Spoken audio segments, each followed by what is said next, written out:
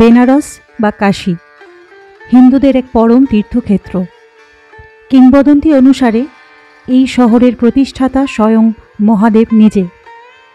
ভারতের তথা বিশ্বের প্রাচীনতম শহরগুলির অন্যতম বেনারস। এই শহরের ঐতিহ্য শুধুমাত্র এর প্রাচীনত্ব বা গঙ্গার সন্ধ্যারতির মধ্যেই সীমাবদ্ধ নয়, এর সঙ্গে জড়িয়ে আছে তার শিক্ষা, সংস্কৃতি ও নিজস্ব সঙ্গীত ঘরানা। সাথে রয়েছে রকমারি খাবার দাবার। এই সব কিছু নিয়েই শুরু হচ্ছে আমাদের এবারের ভ্রমণ কাহিনী বেনারস।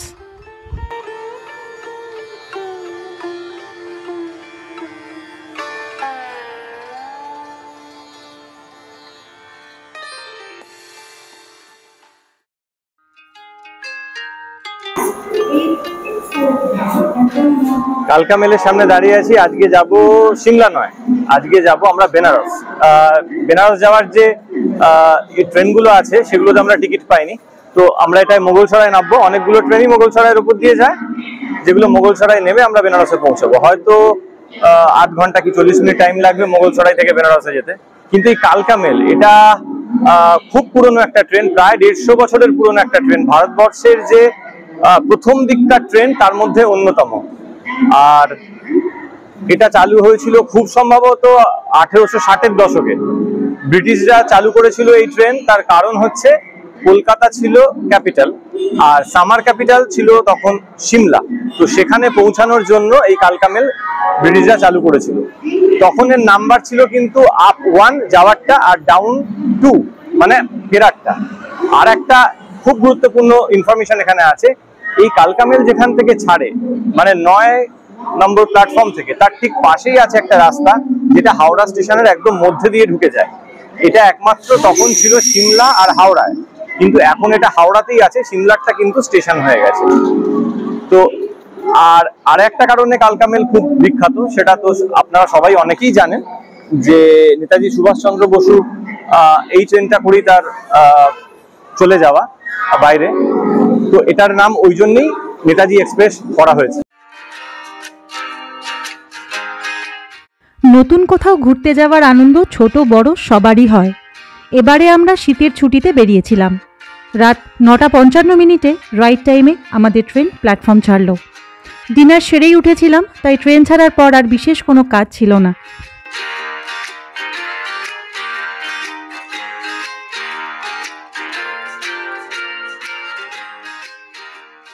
Good morning. সকাল অনেকক্ষণ আগেই হয়ে গেছে।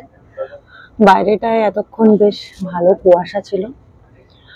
তো যাই হোক, আমরা প্রায় 561 কিলোমিটার পথ চলে এসেছি। সাসারাম এই জাস্ট ক্রস করলাম আমরা। এরপর আরো 100 কিলোমিটার পথ আমাদের যেতে হবে। আমরা নামবো হচ্ছে পণ্ডিত দীনদয়াল উপাধ্যায় স্টেশনে, যেটা মোগলসরাই নাম ছিল আগে, সেখানে নামবো। সেখানে অন টাইম হচ্ছে 8:15-তে। তো ট্রেন প্রায় 40 মিনিট মতন ডিলে দেখাচ্ছে।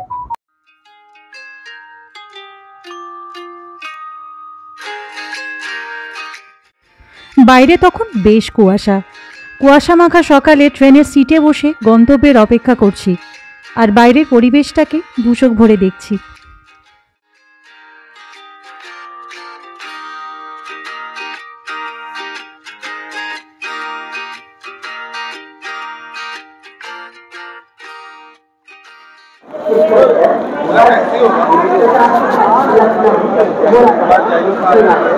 আমরা এই পণ্ডিত দীনদয়াল উপাধ্যায় স্টেশনে নামলাম।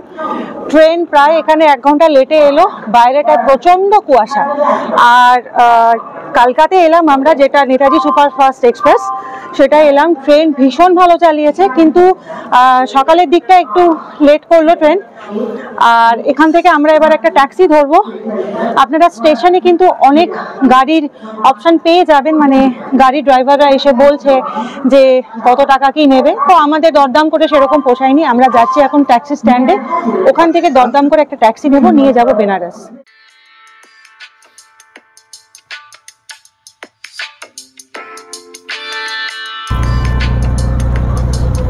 স্টেশনের বাইরে থেকে আমরা একটা অটো করেছি। স্টেশনের বাইরে অটোর স্ট্যান্ড রয়েছে, আপনারা চাইলে সেখান থেকে অটো করে আপনাদের যে নির্দিষ্ট হোটেল রয়েছে সেখানে যেতে পারেন, অথবা এখানে গাড়িরও স্ট্যান্ড রয়েছে, আপনারা সেটাও বুক করে নিয়ে বা অটো বুক করে নিয়ে হোটেলে যেতে পারেন।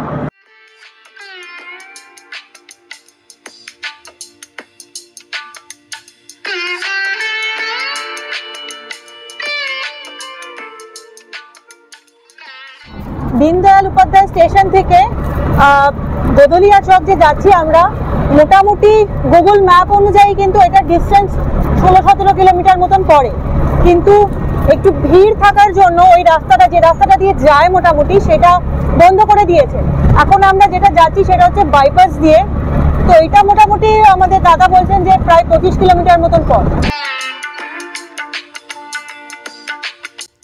বহুবার নানাভাবে বেনারসের গল্প শুনে এসেছি, এবার সেই ঐতিহাসিক শহরকে চাক্ষুষ করার আবেগটাই আলাদা।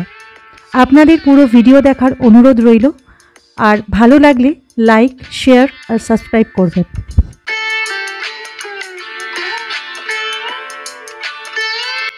যেতে যেতে চারপাশের পরিবেশ, তার মানুষজনকে লক্ষ্য করছিলাম। একই ভারতভূমির অন্তর্গত হয়েও স্থান কাল ভেদে আমাদের মধ্যে কত বৈচিত্র্যই না দেখা যায়।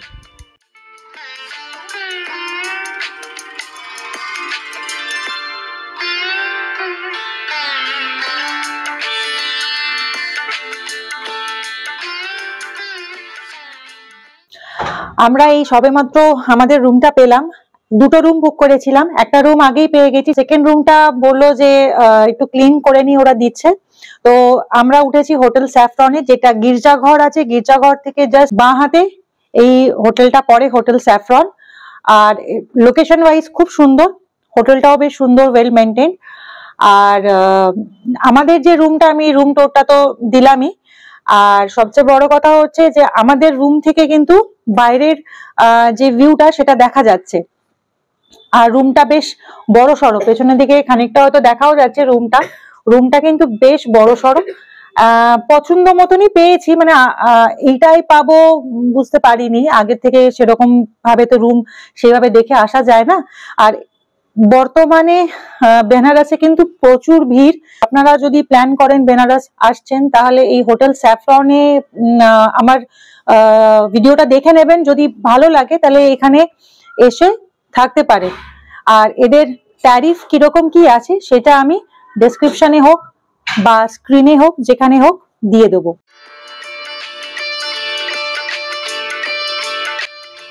ফ্রেশ হয়ে আমরা লাঞ্চের জন্য খাবারের জায়গা খুঁজতে বেরোলাম, কিন্তু সেইভাবে মনোমতো খাওয়ার জায়গা না পাওয়ায় আমরা আবার হোটেলেই ফিরে আসি, সেখানেই লাঞ্চ সারি। তবে গোদলিয়া চক থেকে ঘাটের দিকে যেতে খাবারের অনেক দোকানপাট রয়েছে, আপনারা চাইলে অনায়াসেই খেতে পারেন।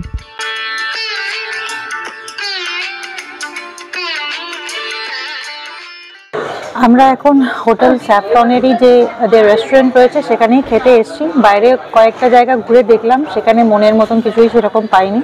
তো এখানকার হোটেলের যে রেস্টুরেন্টটা রয়েছে সেটা যথেষ্ট পরিষ্কার পরিচ্ছন্ন, প্রাইস একটু বেশি, কিন্তু এবার ফুডের অর্ডার করেছি, এলে পরে খেয়ে দেখবো যে এদের কোয়ালিটিটা কীরকম।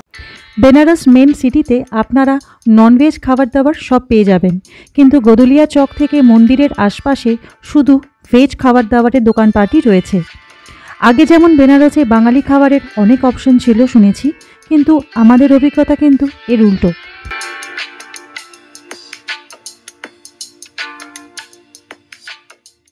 এই হোটেলের খাবারগুলো খুব টেস্টি। এই স্যাফরনের যে ভেজ রেস্টুরেন্ট আছে, খাবারগুলো বেশ টেস্টি, খুব ভালো খেতে।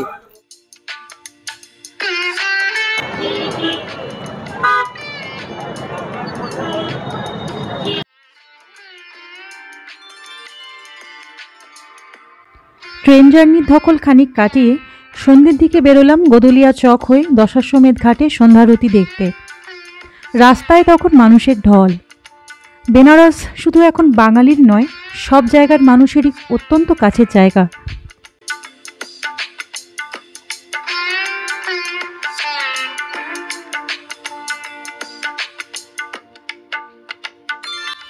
ভিড় ঠেলে হাঁটতে হাঁটতে চলে এলাম প্রায় ঘাটের কাছাকাছি। সামনে তখন গঙ্গা আরতি চলছে।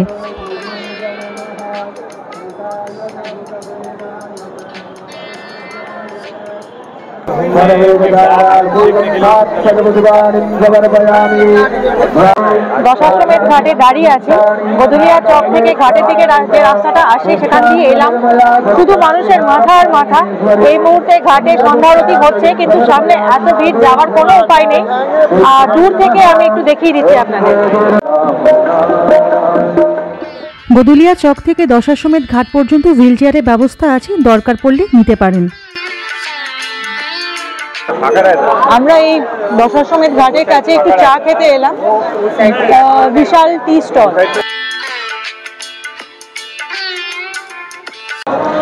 আমরা এখন দশাশ্বমেধ ঘাটের সামনে দাঁড়িয়ে আছি।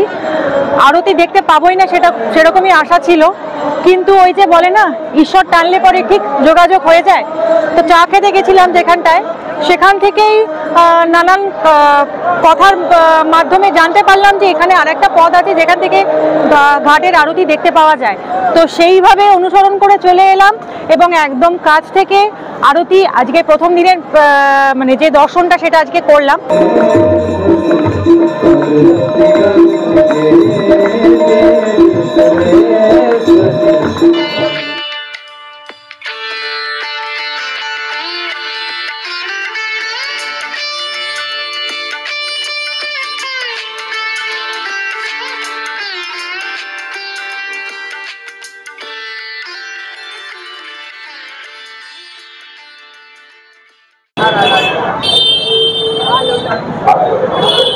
বেনারসের চাট কিন্তু ফেমাস, তো সেই চাট খুঁজতে গিয়ে, চাটের দোকান খুঁজতে গিয়ে প্রায় 1 কিলোমিটার হেঁটে ফেললাম।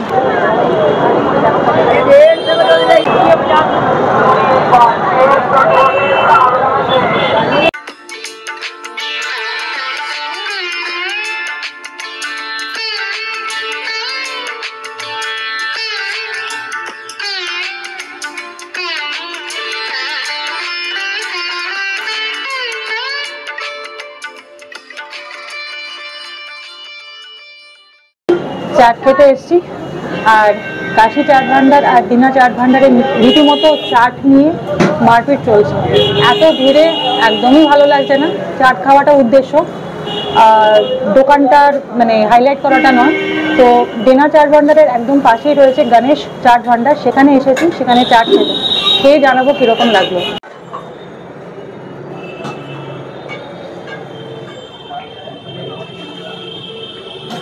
আমি এবার একটু ট্রাই করে দেখি।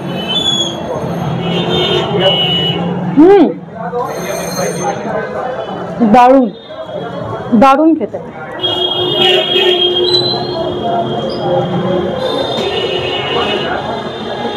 ভালো কিনা? দারুণ খেতে। এবার এতক্ষণে বুঝছি যে লোকে কেন এখানে এসে এরকম চাট চাট করে পাগল হয়ে যায়। এখানের লোকাল লোককে আমি জিজ্ঞেস করলাম, তার কাছ থেকে কিন্তু এই গণেশ চাট ভান্ডারের অ্যাড্রেসটা পেয়েছি, দিনা চাট ভান্ডারের ঠিক পাশেই। তো তারা বলছে যে দিনা চাট ভান্ডারের যে চাট, তার থেকেও কিন্তু এখানকার চাটটা বেশি টেস্টি। তো লোকাল লোক যখন বলছে, তো সেই কথা অবশ্যই একটা মূল্য আছে। আপনারা যখন বেনারস আসবেন, যদি সম্ভব হয় ওই দুটো চাট ভান্ডারের থেকেও চাট খেয়ে দেখবেন, আর এটাও একবার খেয়ে দেখবেন। আমার তো বেশ ভালো লাগলো। আর একটা পাপড়ি চাটও নিলাম আমরা। এটা হচ্ছে আমাদের আলু টিকিয়া চাট, গরম একদম। গণেশ চাট ভান্ডার থেকে চাটটা খেলাম, রিয়েলি বারবার করে বলছি ভীষণ ভালো। আপনাদের কাছে রিকোয়েস্ট রইল যে হুজুকে না চলে ভিড় ভাড়টা যদি এড়াতে চান, তাহলে কিন্তু একবার এখানে এসে চাট খেয়ে যান। দিনা চাট ভান্ডার আর এগুলো তো আছেই, আর যারা দুটোই টেস্ট করেছেন তারা কিন্তু আমাকে কমেন্ট করে জানাবেন যে কোনটা বেশি ভালো। আমরা স্যাফরনের রেস্টুরেন্টে আবার ডিনার করতে চলে এসেছি, আর এখন ডিনারে এবারে অর্ডার দিয়েছি হচ্ছে রুটি, তন্দুরি রুটি, আর ডাল ফ্রাই, জিরা আলু আর মিক্স ভেজ। তো এরপরে ডিনার করার পরে একটু মিষ্টির সন্ধানে যাব। দেখছি মোটামুটি গুগল রেটিং অনুযায়ী যাব, 12টা অবধি খোলা থাকে দোকানপত্র, তাই দেখছি অন্তত অনলাইনে। তো আগে ডিনারটা করব, তারপর।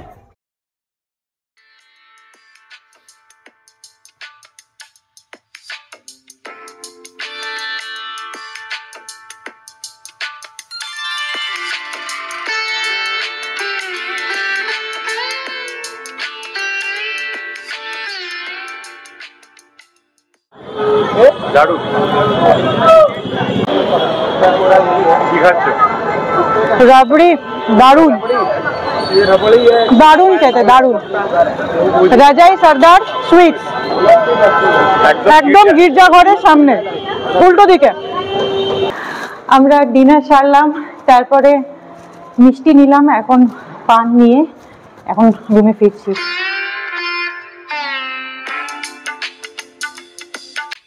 এই পর্ব এখানেই শেষ করলাম। পরের পর্বে থাকবে আমাদের কাশী বিশ্বনাথ মন্দির দর্শন, নৌকা করে ঘাট ভ্রমণ ও সন্ধ্যায় গঙ্গারতি দেখা।